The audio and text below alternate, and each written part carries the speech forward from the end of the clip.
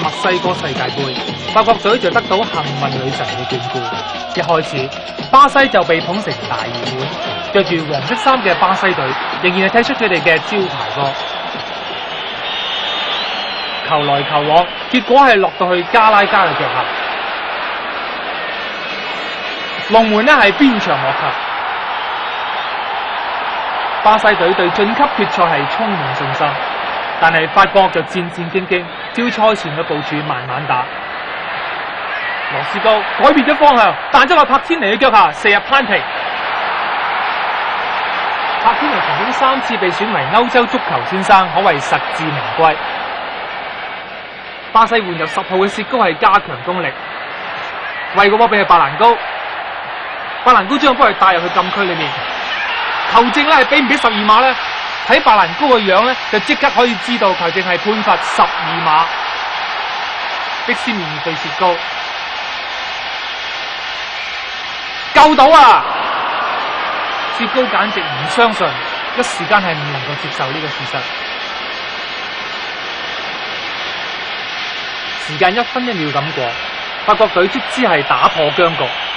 貝隆係成單刀之勢，大家睇白佢一定入啦，但係咧卡羅士咧係將佢攬住。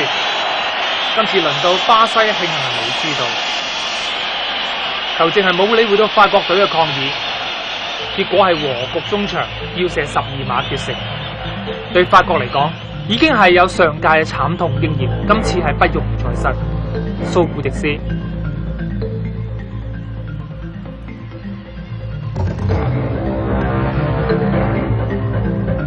可惜呢位有連續射入50球12碼紀錄嘅劊子手，今次咧係狸貓燒鬚。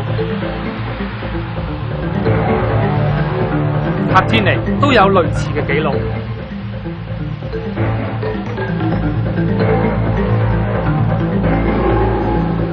可惜就係喺佢嘅31歲生日失手。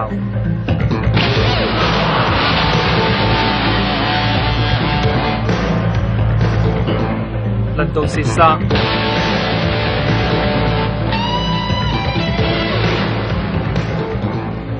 竟然呢係中柱彈出，迪斯呢係發出會心微笑，知道法國隊一定係輸。